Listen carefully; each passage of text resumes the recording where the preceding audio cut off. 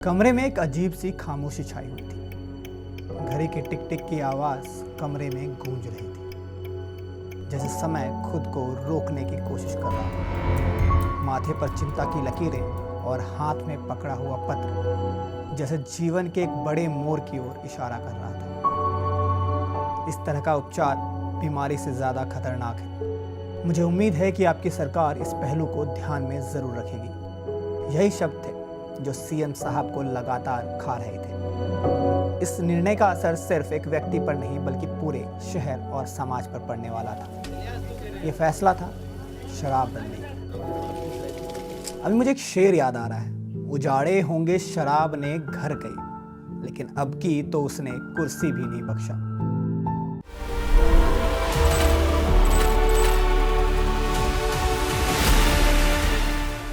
वह व्यक्ति जो कभी शिक्षक बनने का सपना देखता था, अब मुख्यमंत्री के पद पर बैठकर दिल्ली की भविष्य का फैसला कर रहा था। दिल्ली के तत्कालीन मुख्यमंत्री के सामने था एक अहम सवाल। क्या वो शराबबंदी के फैसले को लागू करेंगे या फिर इस पर दबाव डालने वालों के सामने झुक जाएंगे? ये सवाल उनके दिमाग में लगातार घूम रहे थे। हम शराबबंदी के एक बड़े निर्णय की तरफ बढ़ रहे हैं। शराबबंदी का यह कदम न सिर्फ उनके करियर बल्कि उनके विश्वास और सिद्धांतों के कसौटी पर भी था। ये कहानी सिर्फ एक मुख्यमंत्री बनने की नहीं है, बल्कि एक ऐसे व्यक्ति की है जो अपने सिद्धांतों के लिए लड़ा। वो जानता था कि किसी भी महत्वपूर्ण बदलाव को लाना आसान नहीं होता। यह व्यक्ति जो अपने ठानी हुई बातों पर अडिग था, वो सामने खड़ा था एक फैसले को लेकर। लेकिन ये कहानी सिर्फ अब की नहीं है। अगर हम उसके बचपन में जाएं तो तस्वीर और भी इंटरेस्टिंग हो जाती है। 14 मार्च 1895 अविभाजित पंजाब के एक छोटे से गांव में जन्मे इस व्यक्ति ने कभी नहीं सोचा था कि वो राजनीति में इतनी ऊंचाई पर पहुंचे। शुरू से ही उनका सपना कुछ अलग था। उनका ख्वाब था कि वह एक दिन शिक्षा के क्षेत्र में काम करेंगे। लेकिन जैसे जैसे वो बड़े होते गए, उनके भीतर राजनीति की ओर आकर्षण बढ़ता गया। लंदन यूनिवर्सिटी से बीएससी इकोनॉमी की डिग्री हासिल करने के बाद वो काशी हिंदू विश्वविद्यालय में शिक्षक बने। यही वो समय था जब उन्होंने अपने जीवन के उस मोड़ को पहचान लिया जिसने उन्हें राजनीति में कदम रखने के लिए मजबूर किया। एक और दुनिया थी जो उनके दिमाग में थी और एक राजनीति जहां उन्होंने अपनी किस्मत आजमाई और सफलता पाई। उनके शिक्षक बनने का सपना अब पूरा हो चुका था, लेकिन उनके जीवन में एक नया मोड़ आया। काशी हिंदू विश्वविद्यालय में अपने समय के दौरान उन्हें भारत के प्रमुख नेता गोविंद बल्लभ पंत से प्रेरणा मिली। ये वही पल था जब गुरमुख ने यह तय किया कि वो राजनीति में कदम रखेंगे। उन्होंने खुद को एक नेता के रूप में देखा और उस दिशा में कदम बढ़ाया जो उन्हें भारतीय राजनीति में एक नई पहचान दिलाने वाली थी। 1952 में नेहरू ने चौधरी ब्रह्मप्रकाश को मुख्यमंत्री बनाने का फैसला किया। इस सरकार में गुरमुख को विधानसभा अध्यक्ष बनाया गया। चौधरी ब्रह्मप्रकाश को तेज तर्रार नेता माना जाता था और वो जमीन से जुड़े हुए थे। स्वभाव से थोड़े अक्खड़ थे, यहाँ तक कि तत्कालीन केंद्रीय गृह मंत्री गोविंद बल्लभ पंत भी उन्हें पसंद नहीं किया करते थे। उस समय पंत का दिल्ली में अच्छा खासा प्रभाव था। इस बीच ब्रह्मप्रकाश का राष्ट्रपति द्वारा नियुक्त तत्कालीन मुख्य आयुक्त आनंद पंडित से विवाद हो गया। आनंद नेहरू के काफी करीबी माने जाते थे। ब्रह्मप्रकाश और आनंद के बीच हमेशा अनबन बनी रहती थी। कांग्रेस के लिए चौधरी ब्रह्मप्रकाश को झेलना मुश्किल होता जा रहा था। आखिरकार 12 फरवरी 1955 को ब्रह्मप्रकाश से इस्तीफा ले लिया गया। दिल्ली में एक बार फिर गोविंद बल्लभ पंत की चली और उन्होंने अपनी पसंद के गुरमुख निहाल सिंह को मुख्यमंत्री बनाया। ईश्वर की शपथ लेता हूं। 13 फरवरी 1955 को निहाल सिंह मैं विधि द्वारा दिल्ली के मुख्यमंत्री का पद संभालते हैं। मुख्यमंत्री बनने के बाद गुरमुख ने समाज के भले के लिए कुछ बड़ा करने की ठानी।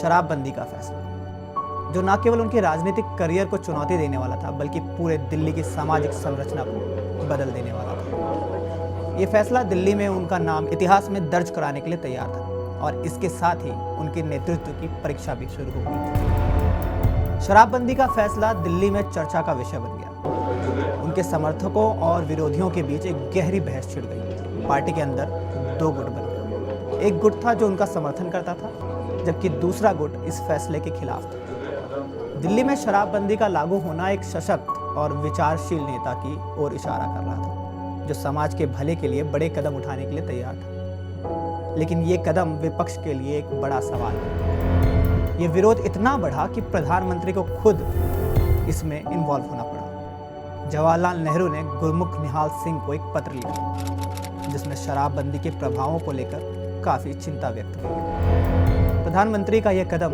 गुरमुख के लिए चुनौतीपूर्ण था, लेकिन उन्होंने इसे अपने सिद्धांतों के खिलाफ कोई समझौता नहीं माना। उनका मानना था कि अगर सही काम करना है तो समाज में बदलाव लाना ही होगा, चाहे इसके लिए कितनी भी आलोचनाएं उठे। गुरमुख निहाल सिंह ने प्रधानमंत्री के दबाव को नकारते हुए अपने फैसले को लागू किया। उन्होंने अपने सिद्धांतों पर अडिग रहते हुए यह कदम उठाया। उन्होंने ये साबित कर दिया कि राजनीति में सफलता पाने के लिए कभी भी अपने सिद्धांतों से समझौता नहीं करना चाहिए। ये कदम उनके लिए एक ऐतिहासिक मोड़ बन गया, जो दिल्ली की राजनीति में हमेशा के लिए दर्ज हो गया। शराबबंदी के बाद गुरमुख के सामने कई राजनीतिक और सामाजिक चुनौतियां आई। ये फैसला उनके लिए आसान नहीं था और उन्होंने इसके लिए कई बार आलोचनाओं का सामना किया। लेकिन गुरमुख ने कभी हार नहीं मानी। वो अपने फैसले पर अडिग खड़े रहे। इस फैसले ने उन्हें दिल्ली की राजनीति में स्थिर और एक दृढ़ नेता के रूप में स्थापित किया। सुरेंद्र निहाल सिंह, जो कि गुरमुख निहाल सिंह के बेटे और पत्रकार थे, अपनी किताब इंक माय वेन्स में लिखते हैं कि मुख्यमंत्री बनने के बाद गुरमुख ने दिल्ली में शराबबंदी लागू करवा दी। राष्ट्रीय राजधानी में विरोध के सुर उठने लगे और पार्टी में अलग अलग तरीके से बात होने लग गई। मामला प्रधानमंत्री जवाहरलाल नेहरू के संज्ञान में आया और 26 जुलाई 1956 को नेहरू ने गुरमुख को पत्र लिखा। नेहरू ने अपनी चिट्ठी में लिखा, हमारे स्वास्थ्य मंत्री राजकुमारी अमृतकारी ने शराबबंदी के नीति के बारे में सूचना दी है।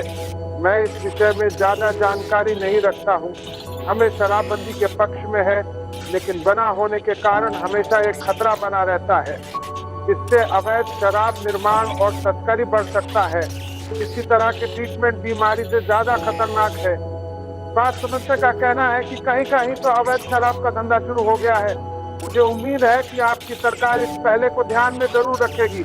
नेहरू की ये चिट्ठी चर्चा में आई, लेकिन गुरमुख निहाल सिंह ने अपने कदम वापस नहीं खींचे। पार्टी में दो गुट बन गए, एक पक्ष जो उनके साथ, जबकि दूसरा इस फैसले के विरोध में। किताब में आगे लिखा गया कि कांग्रेस नेता मोरारजी देसाई शराबबंदी के पक्ष में थे। 20 महीने बाद दिल्ली में राज्य पुनर्गठन आयोग की सिफारिश लागू कर दी गई और दिल्ली विधानसभा भंग कर दी गई। 1 नवंबर को गुरमुख निहाल सिंह को राजस्थान का पहला राज्यपाल बना दिया गया, यानी दिल्ली विधानसभा के अस्तित्व समाप्त होने तक गुरमुख मुख्यमंत्री पद पर रहे।